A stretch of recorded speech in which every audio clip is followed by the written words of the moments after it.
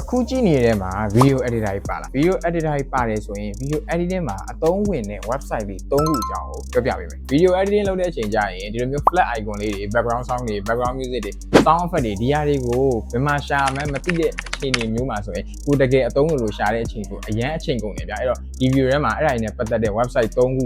ကိုပြောပြပေးမှာဖြစ်ပါတယ်ပထမဆုံး website ကတော့ Pixabay ဆိုတဲ့ website တွေဖြစ်ပါတယ်ဒီ website မှာဘာတွေရှာလို့ရမလဲဆိုတော့အဓိက background sound တွေ sound effect တွေနဲ့ကိုလိုချင်တဲ့ပုံလေးတွေ video လေးတွေအစားဒီထဲမှာစုံစုံလင်ရှာလို့ရရပါတော့အဓိကအပြင်ဒီ website ထဲမှာတော့ background music တွေနဲ့ sound effect တွေကိုကိုယ်စိတ်ကြိုက်ကိုယ့်ရဲ့ mood and tone like ကိုရှာလို့ရပါတယ်အခုလိုမျိုး 2D 3D icon လေးတွေကိုစုံစုံလင်လေးရှာခြင်းနဲ့ဆိုရင် flat icon ဆိုတဲ့ website မှာတွားပြီးတော့ကိုလိုချင်တဲ့ပုံစံမျိုးလေးတွေကိုစာရိုက်ပြီးတော့ရှာလို့ရပါတယ် 3D ရော 2D ရော icon အစုံလင်လေးတွေရှိကြမလို့ကိုယ့်ရဲ့ video မှာအသုံးတဲ့ရင်တဲ့လို့ထည့်သုံးလို့ရပါတယ်နောက်ဆုံးတစ်ခုကတော့ Wine2Make ဆိုတဲ့ website လေးပဲဖြစ်ပါတယ်ဒီ website လေးမှာ video အတွက်လိုအပ်တဲ့အတူအထွာ video လေးတွေဗျာအဓိကအဖြစ်ကတော့ YouTube မှာရှိနေတဲ့ video အတူအထွာလေးတွေကိုကို video အတွက်လိုအပ်လို့အသုံးပြုနေတဲ့အချိန်မျိုးဆိုရင်ဒီ Wine2Make ဆိုတဲ့ website ထဲမှာ YouTube video ရဲ့ link ကို copy လုပ်ပြီးတော့တွားပြီးတော့ paste ချပြီးတော့ download direct ဆွဲလို့ရပါတယ်အခုပြောပြသွားတဲ့ website လေး3ခုက video editing ကိုစားလုံးရေးစမဲ့မိတ်ဆွေတွေအတွက်အသုံးဝင်မဲ့ website လေးတွေဖြစ်ပါတယ်ကျွန်တော်တို့ကလည်းဒီ website လေးနဲ့အများအားအသုံးပြုပြီးတော့ video editing လုပ်နေတာဖြစ်တဲ့အတွက်